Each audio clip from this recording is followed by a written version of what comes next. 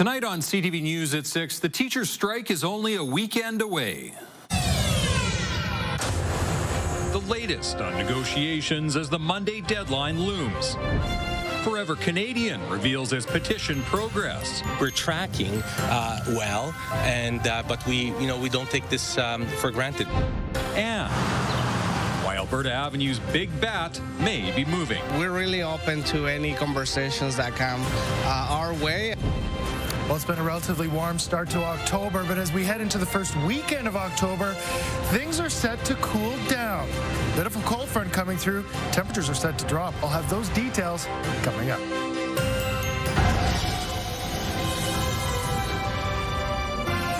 CTV Edmonton, local breaking news with Jeff Hastings. Good evening. Any chance for a last-minute deal between Alberta teachers and the province was squashed today. The Alberta Teachers Association says the strike is going ahead on Monday. Nerman Issa joins us now with the latest. And Nerman, the province is also putting out a warning to parents planning to access financial support during the teacher strike.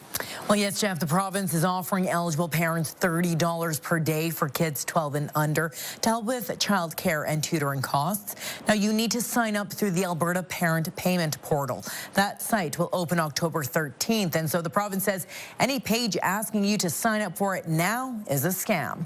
The province is also offering more money for families who receive the childcare subsidy for out-of-school care. It will increase to a maximum of $644 to align with summer rates. The temporary increase will come into effect after 5 consecutive days of a strike and apply for all of October. The province is also offering education grants if parents choose to enroll their child for homeschooling, up to $450 per child.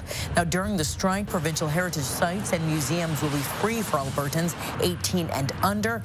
That includes the Royal Alberta Museum.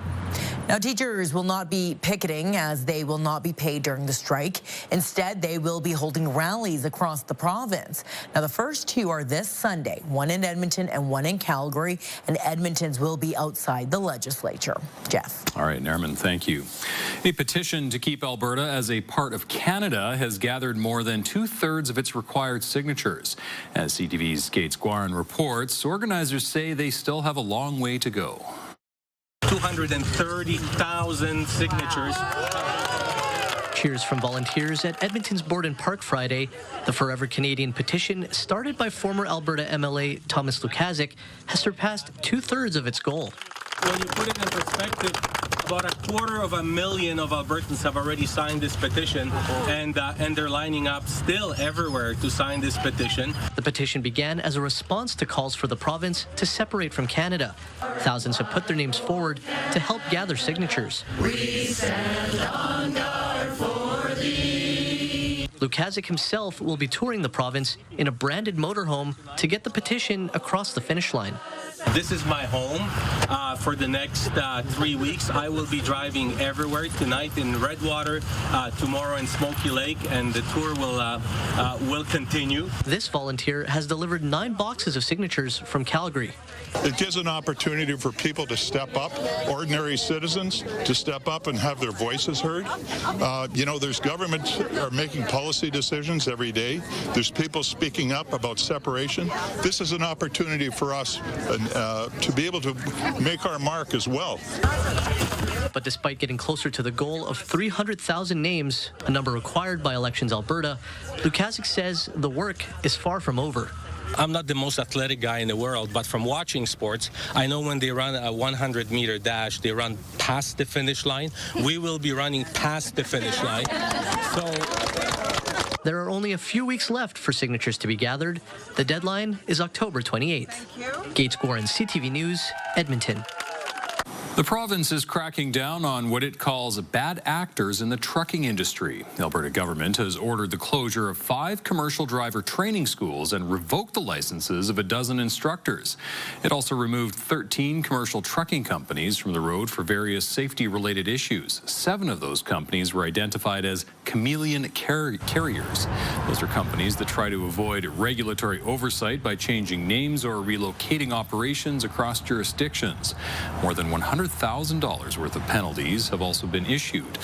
The province says it will continue to take tough enforcement against commercial driver training schools and carriers to improve safety across the trucking industry. Edmonton police hope you can help identify a sexual assault suspect. Police say in early July, a boy or teenager approached a group of parents and children at a playground near 109th Street and 162nd Ave. He asked if he could play with the kids. Police believe he then took an 8-year-old girl into a nearby wooded area and assaulted her. Police say they're releasing a sketch after exhausting all other ways of identifying a suspect. He has black hair and is about 5'6" to 5'8" tall. He was wearing a white T-shirt with a logo across the chest, white running shoes, and light blue jeans. And several children are recovering after being exposed to pepper spray at a northwest Edmonton playground. The park at 135th Street and 122nd Ave was closed today while crews cleaned the playground equipment. Police say the exposure happened around 3:30 yesterday afternoon. EPS did not say if the children were the intended victims of the pepper spray. One woman was at the park with her granddaughter when she heard screaming. She was just burning. She was beet red. Her eyes were burning. She was crying. Her eyes were burning. Her mouth was burning. I could not believe it. I've lived in this, like I said, this area for 40 years. I have never seen anything like this. McCormick says several kids from a nearby daycare were also affected. EPS says it is looking into possible additional incidents. Police have charged a man in a crash that killed another man on Whitemud Drive. Ashton Wilson was killed in June after pulling his van over on the side of the Whitemud near 111th Street. He got out to check something when a semi-truck hit him. Wilson died at the scene. A 4-year-old girl inside the van was not injured. A 38-year-old is charged with dangerous driving causing death. A 73-year-old man is dead after being hit by a truck in southwest Edmonton this morning. Police say the man was crossing 23rd Ave at Stillwater Boulevard when he was hit. A bystander attempted to help the man but was unable to.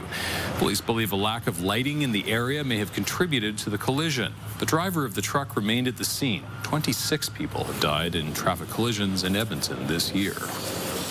Edmonton police say rumors and social media have complicated their investigation into a missing 14-year-old boy. Samuel Bird's family has been focused on the North Saskatchewan River, while police now say his body is likely west of Edmonton. Nicole Lampa has the story. The River Valley has been the search base for Samuel Bird's family and friends. Bird's mother says when he disappeared, she received messages saying he was in the water and was encouraged by spiritual elders to look in the river. Earlier this week, police said they respect their efforts. Because I understand it. That said, we cannot deploy police resources to information that comes from a source like that. I wish we had the resources to do it. Edmonton police also said they wished this case didn't attract so much social media attention. Unprecedented, it's astounding. About 2 weeks after Bird disappeared in June, Bueller says the missing person file became a homicide case, with 9 homicide detectives and others working on it. Detective Jared Bueller says soon after, videos and online misinformation surfaced. In one instance, he says investigators tracked down a young man in BC who posted something but had no connections to Edmonton or Samuel Bird. I can say that there is a lot of misinformation. It is cost us a significant amount of time that could have been otherwise spent investigating actual evidence. A criminologist says social media adds to the police workload. You have to basically put out every single social media fire in order to get a conviction. Bird's family is seeking justice and closure. On car rides, certain songs break me down in tears because they remind me of my Sammy. His laughter, his spirit, and his love are what define him, not the circumstances of his disappearance. Bird's mother says a sacred fire will stay in place at Dawson Park. Their focus now, though, is to help police look on rural properties west of Edmonton as far as Edson, where police believe Bird's remains were hidden. Nicole Lampa, CTV News, Edmonton. The head coach of the Edmonton Oilers is sticking around for a few more seasons. The Oilers and Chris Knobloch have reached a 3-year contract extension. The 47-year-old is beginning his 3rd season with the team. He's won 94 of his 151 regular season games. He also guided the Oilers to back-to-back Stanley Cup final appearances. Knobloch says he's excited. The last couple of years have been phenomenal, and to be able to work for this organization, I'm very blessed with having talented players, but also players with outstanding character who want to win. And then also the staff and everybody else I worked with has been a completely fabulous experience for me. Knobloch and the Oilers wrap up the preseason tonight in Vancouver against the Canucks. The game begins at 8 o'clock. And Marmot Basin can't wait for the snow to fly. The ski hill in Jasper is targeting a mid-November opening with some new deals to attract families. Marmot will be offering free lift passes for kids 12 and under until December 19th. You'll also get free rentals and a free breakfast in the Caribou Cafeteria. The ski resort's vice president says potential visitors may have been uncertain visiting Jasper last winter after the wildfire. He says Marmot wants to help make skiing a little more accessible. We're trying to make skiing as affordable as possible for families to get them out on the slopes. We know they enjoy skiing in the wintertime and getting out there. So we've come up with some programs here to make it more affordable. Road says there are also family deals on passes. He says there's also a lot of new terrain this year for more advanced and expert skiers. Marmot's opening date will be firmed up closer to November. All right, Corey, did we hit 20 today? No, we were close. We hit 19. Very close, but it's going to be cooling off as we go throughout the next couple of days. It's going to start to feel a little bit more like fall, but it'll be seasonal. We're just not used to seasonal temperatures. It's been pretty warm through September and the beginning of this month so far. Right now, you're flying high with the CTV drone as we look towards the skyline. Lots of dark clouds, some of those rain clouds moving in. We are seeing scattered showers in and around the Edmonton area. As we look from another vantage point, there are a few breaks in the cloud, but the cloud is thickening up and the camera's shaking around a little bit, so winds also picking up. That's all ahead of a cold front that's coming through and bringing some scattered showers.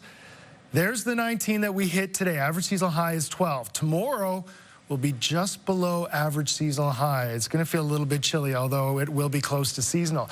As we take a look at current conditions right now, we are seeing scattered showers in and around the region coming in from the west-northwest. We can see them from Stony Plain, areas south of there, also north. And as we go to a wider view, it's a long line of rain and showers. That's the cold front coming through, cooler air in behind there. For us tonight, scattered showers. And then tomorrow we start off at 5 degrees with a bit of a breeze. As we go throughout tomorrow, it'll be a mix of sun and cloud, a little bit more cloud in the afternoon, only a high of 11. A little bit gusty at times with a slight chance of scattered showers tomorrow evening. As we take a look at your 3-day forecast, -1 Sunday morning. That's going to feel cold, 13 for a high, and then 14 on Monday, and we start to warm up a little bit more after that. We're not done with the warm conditions.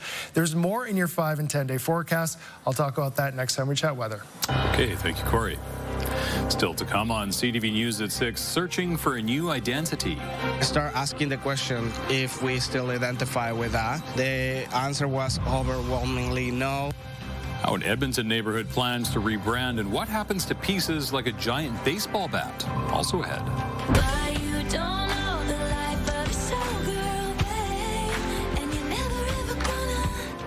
How a new Taylor Swift album is benefiting local businesses.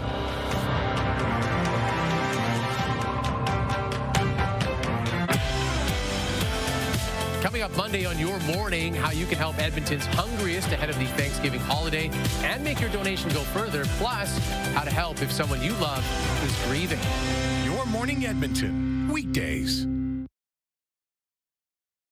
Brought to you by James H. Brown Injury Lawyers, the heavy hitters of injury law.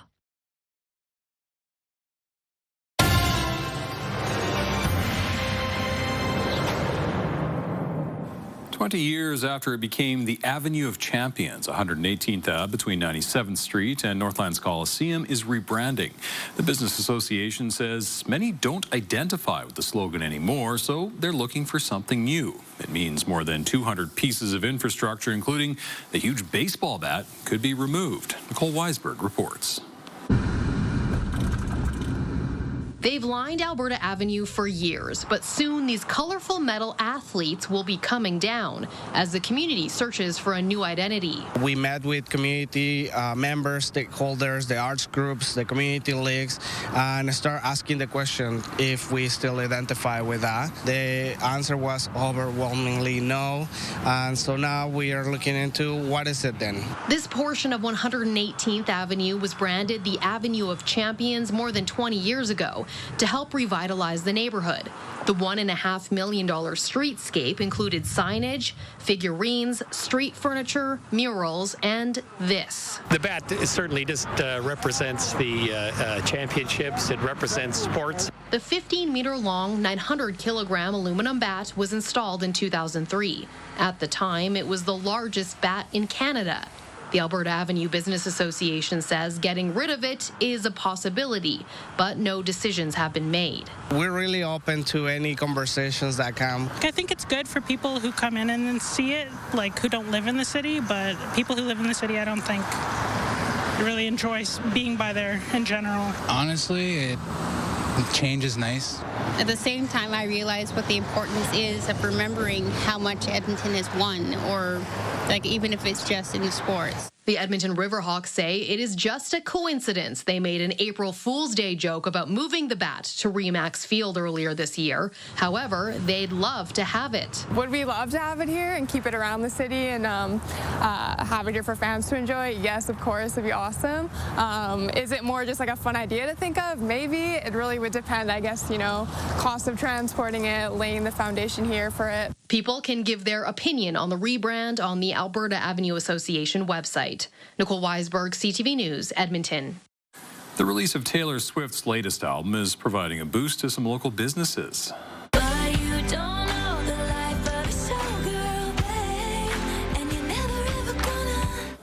Swifties can dance the night away to Swift's 12th album, The Life of a Showgirl, tonight at the Starlight Room. It's not the first time the venue has held a Taylor Swift-themed dance party. Tonight's might be one of the biggest. We'll probably have about 500 people at least. So you could just expect a very excited audience that screams every single word to every single song, top to bottom. Listening parties are also being held at Campio, Epic Market, Mala Market, and Rollers Roller Rink. University of Alberta music professor Alexander Carpenter teaches a course on pop music analysis. He spoke on Your Morning Edmonton about Swift's success, comparing her to the great one. Wayne Gretzky as a player was intuitive, and everything seemed quite effortless. And then, of course, along with that, there's the awareness that this is years and years and years of grinding and a deep awareness of the game. Official release party of Cineplex theaters are also playing a short film featuring behind-the-scenes footage and lyric videos throughout the weekend. Veronica, did you have salt on your station? Yes, I did. Okay. I'm getting under-seasoning throughout the whole thing pretty stridently. Okay. I like all the different applications to it. I just wanted there to be some salt. I agree with you. It could definitely use some salt. And I'll say, I think you played it very safe. That was Edmonton's Veronica McRae presenting her fish taco recipe on MasterChef Canada. She was one of 3 chefs sent home during the first episode of Season 8. You can watch that episode on ctv.ca or on Crave. MasterChef Canada aired at a special time yesterday. It will now move to Tuesdays right here on CTV. Geoscience fun is promised at the University of Alberta this weekend at a rock and fossil clinic. The Association of Professional Engineers and Geoscientists of Alberta is hosting an event for children from elementary to grade 12. Rare rocks, minerals, and paleontology specimens will be on display. You can also bring in your own rock and fossil finds to be identified by experts. People can learn the depth and breadth of geoscience, and they will get to engage with our volunteers and our geoscience experts and professional geoscientists who really are just passionate about sharing what they know. Yeah. The Rock and Fossil Clinic is open tomorrow from 10 until 4 at the U of A's Earth Sciences building. The Great White North Pumpkin Way-Off takes over Smoky Lake tomorrow. The town northeast of Edmonton has been celebrating its pumpkins at an annual fair for 35 years. Don Cruz has won the top award for growing the largest pumpkin every year since 2016. Last year, his gourd weighed in at nearly 1,000 kilograms. His largest pumpkin weighed 1,015 kilograms a few years back. Still ahead, division rivals to meet in the playoffs. It's nice to win the division, it really is, and it's nice to set yourself up the way you want to. How the country is embracing the Toronto Blue Jays. Stay with us. As we get set to head into the first weekend of October, temperatures are set to fall. A little bit cooler than we're used to here in the city. And with that, we could see some showers as we go throughout the evening tonight. I will have full details, your 5- and 10-day forecast coming up after break. Programming brought to you by Century Casino. 3 great locations, Edmonton, St. Albert, and Century Mile. Programming brought to you by James H. Brown Injury Lawyers, the heavy hitters of injury law.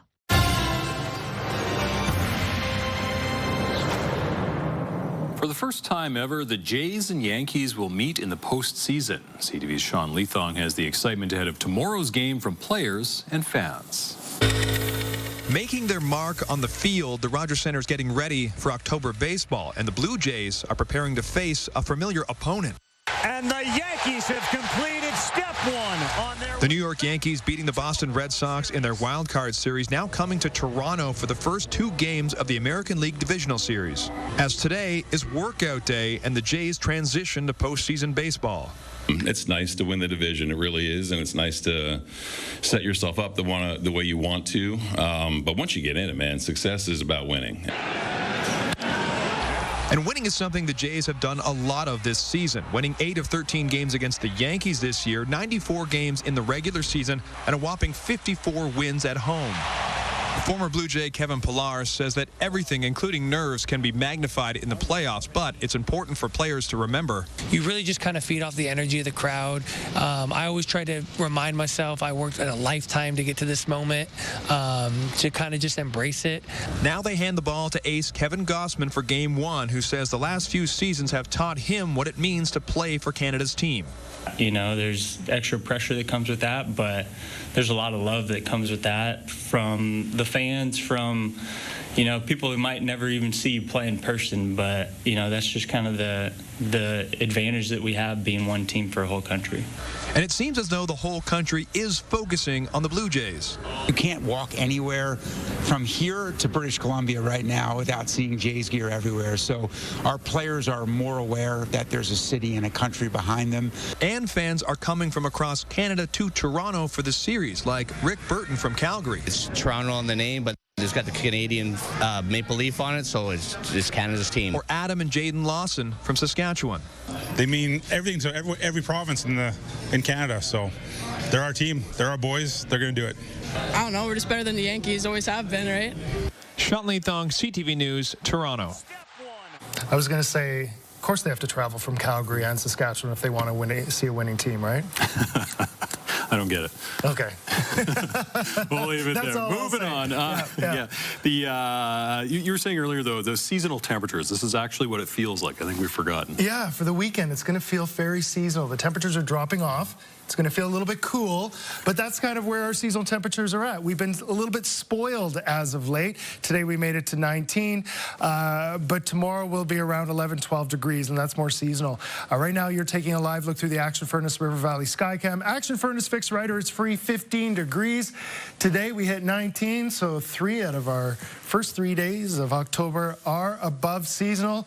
Tomorrow and Sunday will probably be around normal. Will be our seasonal temperatures. Seasonal is around 12. Tomorrow we're looking to be around 11. Sunday around 13, so right around seasonal. As we take a look at the temperature trend, our temperature drops a little bit for the weekend, but then picks back up. We've got more nice days coming our way as we go throughout mid next week, and then dropping off as we head into the following weekend and the week after. But nothing too chilly.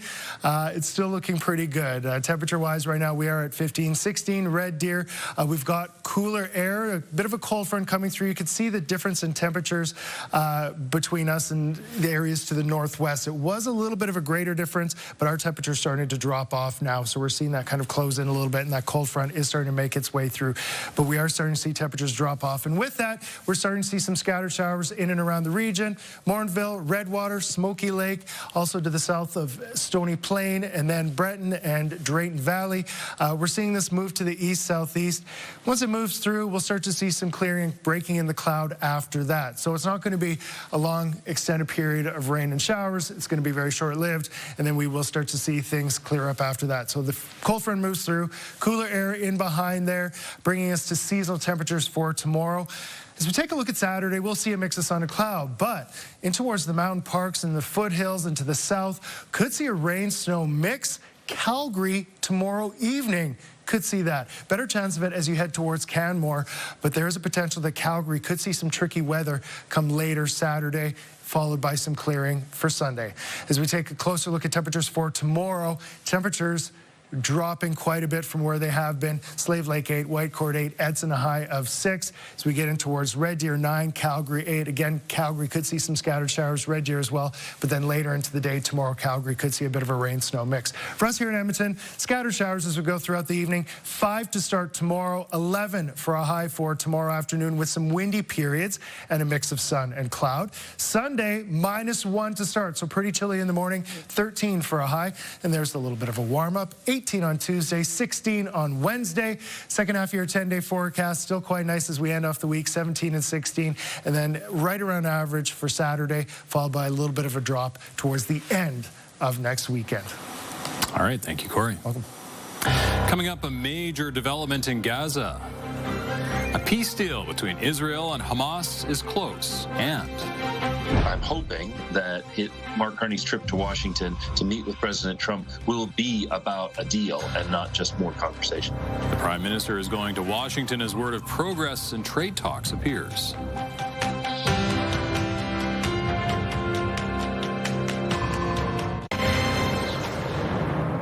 U.S. President Donald Trump has ordered Israel to stop bombing Gaza. His demands came after Hamas partially accepted his peace plan earlier today. CTV's Judy Trin reports. Reuters is reporting that Hamas is accepting the peace deal put forward by U.S. President Donald Trump. This after he issued an ultimatum earlier today. On social media, Donald Trump wrote that an agreement must be reached by Sunday evening at 6 p.m. Washington time. This is the last chance agreement, Trump wrote, and all hell like no one has seen before will break out against Hamas. This peace proposal was first unveiled on Monday by Trump after he met with Israeli Prime Minister Benjamin Netanyahu. The 20-point peace plan calls for Hamas to release all 48 hostages, 20 of whom are believed to still be alive. Hamas members must agree to decommission their weapons and commit to peaceful coexistence. In exchange, Israel would also release nearly 2,000 Palestinian prisoners and gradually withdraw from Gaza, while a stabilization force led by Arab nations would eventually take over security in the territory. Now, this is happening after several countries, traditional allies of the U.S. and Israel, such as France, Britain, Australia, and Canada, recently recognized the state of Palestine last week at the United Nations General Assembly. Now, the war in Gaza is nearing 2 years. It would have reached its 2-year anniversary on October 7th. Palestinian officials say that more than 60,000 people have died and nearly 2 million people are at risk of starvation. Judy Trin, CTV News, Ottawa. Mark Carney is preparing to meet with U.S. President Donald Trump in Washington next week. As CTV's Abigail Beeman reports, some movement is expected on steel and aluminum tariffs. Why don't you just join our country? You become 51, become the 51st state. It will be Mark Carney's second White House visit since becoming prime minister in a deja vu era of 51st state remarks. As long as this continued reference to the 51st state remains foremost in the president's mind, this is not an atmosphere that is going to make these type of negotiations easy, and it's something that absolutely enrages Canadians. The Prime Minister has been tight-lipped lately about any progress with the President, his office not always saying when they've spoken. Have you talked to Donald Trump recently?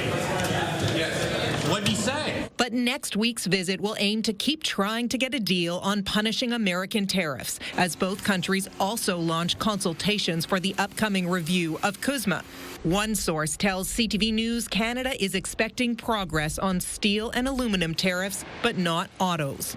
In a rare public update, the top minister on the Canada-U.S. file told a Senate committee this week he's hopeful there can be a separate deal ahead of CUSMA. I'm hoping we can get progress before the review process formally engages, but time will tell us if my optimism is misplaced. The embassy is abuzz, Canadian embassy is abuzz with visits and people reaching out and meetings. But maybe I think Mark Carney knows that sometimes the principal has to get into the room to close the deal. And I'm hoping that Mark Carney's trip to Washington to meet with President Trump will be about a deal and not just more conversation. In addition to LeBlanc, the foreign affairs and industry ministers will be joining the Prime Minister on his trip to D.C. Abigail Beeman, CTV News, Ottawa. Canada Post has presented a new offer to the Canadian Union of Postal Workers. We've also brought forward changes that will enable us to, put the transformation in place that the government has directed us to do so that we don't continue to become a drain on the taxpayers. The proposal includes a 13% wage increase over 4 years, a defined benefit pension, health and post-retirement benefits, up to 7 weeks vacation, and a cost of living allowance.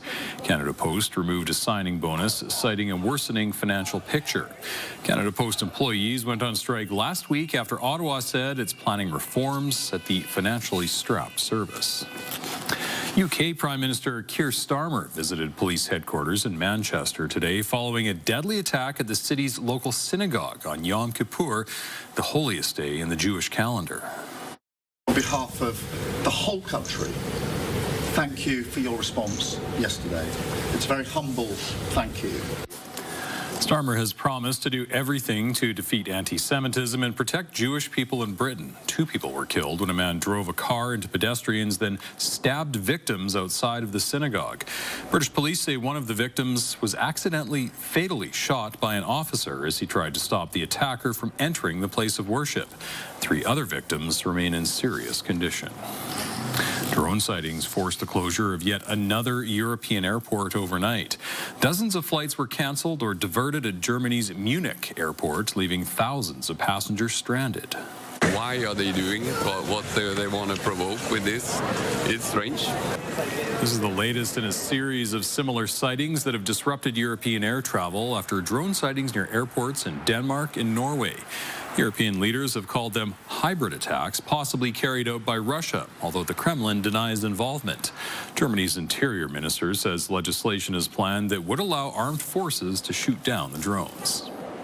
A massive fire erupted at a Chevron refinery outside Los Angeles. That right there appears to be the epicenter of this explosion that occurred. Crews worked overnight to contain the fire. People who live in the area were urged to stay indoors. The company says there were no injuries and all personnel were accounted for. There's been no word yet on what caused the explosion. Sean Diddy Combs was sentenced today to time in prison. His federal criminal case exposed his use of paid sex workers for drug-fueled, sometimes violent sex parties he called freak-offs. ABC's Rena Roy reports.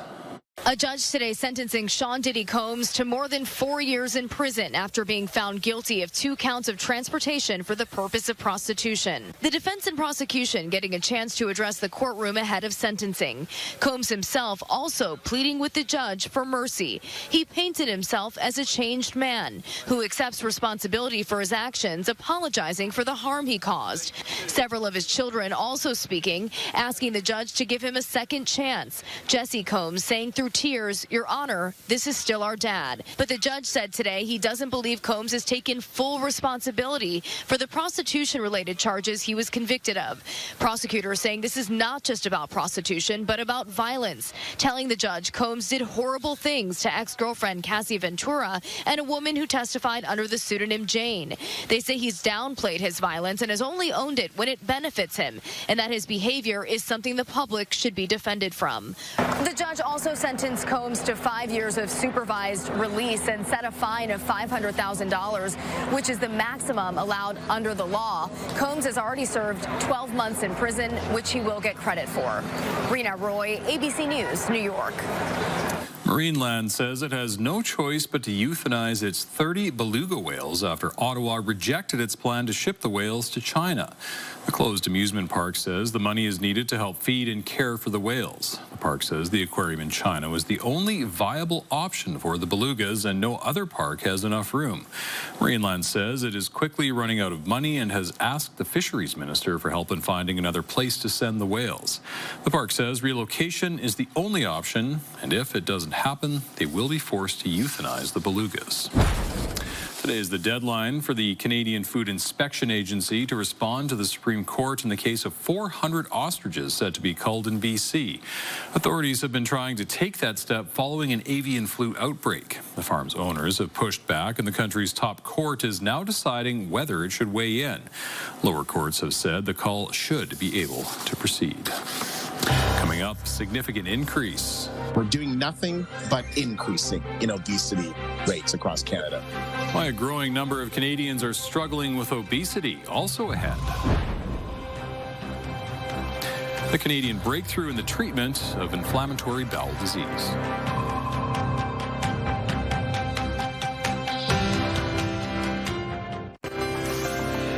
On the markets, the Canadian dollar closed at 71 cents U.S. Oil was up 40 cents, closing at $60.88 a barrel. Gold gained nearly $41 on the day. The TSX and Dow Jones both higher, 311 points and 238 points. Some patients in Alberta may be offered a taxi to the emergency room instead of an ambulance as part of a new pilot project. The 6-month pilot is only for people in Edmonton and Calgary. Acute Care Alberta says callers to 811 who are advised to see a doctor within 24 hours may be offered the service if they do not have another way to get to their nearest hospital or urgent care centre. The health agency says the service is meant to reduce strain on the health system. If successful, the pilot project will be expanded to other parts of the province. A free breast health screening event will be held in Edmonton tomorrow. The screening is being offered by Canada Diagnostic Centres. The initiative promotes early detection and awareness during Breast Cancer Awareness Month. It is for women's ages 40 and up, and it's just for them to talk to doctors to get more information and just the benefits of screening mammograms. All the spots for the event are full, but women between the ages of 45 and 74 can book a screening mammogram without a referral through AHS. Statistics Canada says most Canadian adults are now classified as overweight or obese. The issue has become even more prevalent in recent years. CTV's Adrian Gobriel sifted through the numbers and the reasons behind them. Canadians' waistlines are expanding at a new record pace. We're doing nothing but increasing in obesity rates across Canada. Pointing to pandemic-related lifestyle changes as part of the problem, released this week, this Stats Can report monitored Canadians from 2022 to 2024. It found that 68% of those aged 18 to 79 were classified as obese due to their body mass index known as BMI. It doesn't factor in certain things. It may be underestimating, it may be overestimating. BMI is a weight calculation that generally factors in the body index of a Caucasian male. Doctors say it rarely distinguishes if you're a man or a woman or from a different ethnic background with a different BMI cutoff. There wasn't a day that didn't pass my mind like, oh my God, you know, if you don't get this under control, you could die young. At 5'2", Jennifer Isaac's weight recently topped out at 307 pounds. 4 years ago, her younger sister was hit by a drunk driver and died. Amidst the grief and stress, she turned to food. It was just that comfort blanket. And even though we eat pretty healthy in our house, believe it or not, the weight just kept piling on. I think it has a lot to do with genetics, a lot to do with hormones. The StatsCan survey also found that nearly half of Canadian adults have an unhealthy waistline, which could lead to serious health issues. Type 2 diabetes, coronary artery disease, high blood pressure. Isaac has taken control of her personal health. Losing 55 pounds over the last 6 months, she shares this message with Canadians. Don't blame yourself because it can be a lot to do with health factors. I have post-thrombosis and endometriosis, but never ever beat yourself up about it because we're all human at the end of the day. Doctors we spoke with say if you need to lose 5, 10, or 15 pounds, then hitting the track, the gym, and changes to your diet are key. For those who suffer from more severe obesity, medical intervention may be needed. Canadian researchers have made a breakthrough when it comes to the treatment of inflammatory bowel disease. Researchers at McMaster University and MIT have discovered a brand new antibiotic that targets IBD like Crohn's and colitis. It's a narrow-spectrum drug, meaning it doesn't attack good bacteria. The new antibiotic specifically attacks a family of bacteria that includes E. coli. Researchers hope it will be ready for human trials in 3 years. Canada has one of the highest rates of Crohn's and colitis in the world. Still ahead, puzzling pastime. Sunday New York Times has felt the best. Bigger than anything else in your career? I think so. What this celebrated Canadian chemistry professor says is his greatest accomplishment.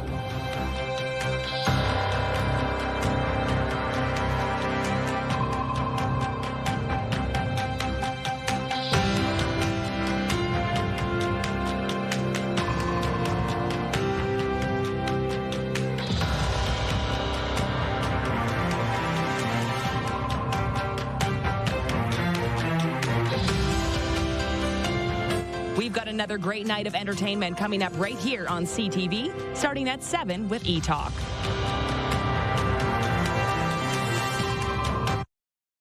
Programming brought to you by Southview Acura. For family-owned award-winning excellence, Southview Acura, where luxury meets reality.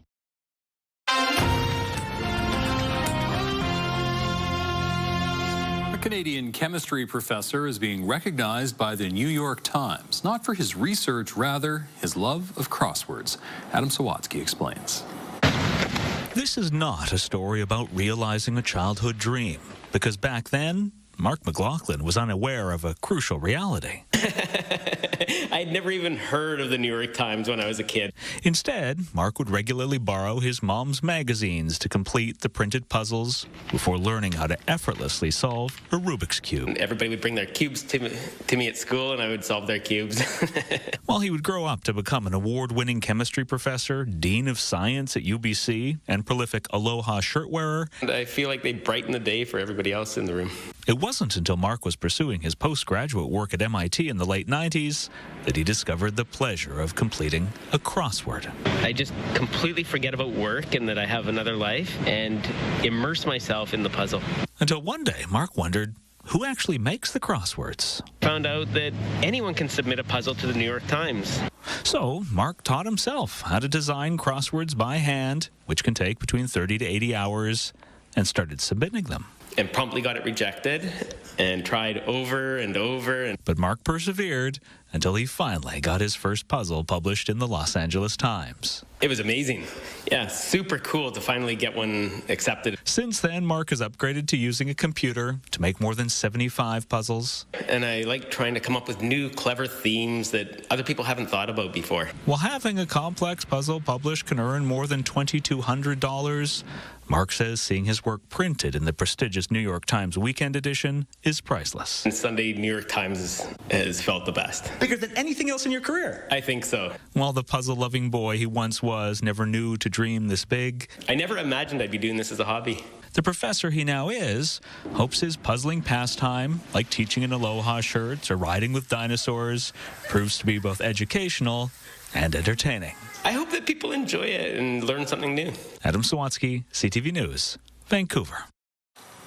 A few scattered showers this evening, and then tomorrow we start off at 5, 11 for a high, a little bit windy and a slight chance of evening showers, but we will see a mix of sun and cloud. 13 on Sunday, but look at that low, -1 to start in the morning.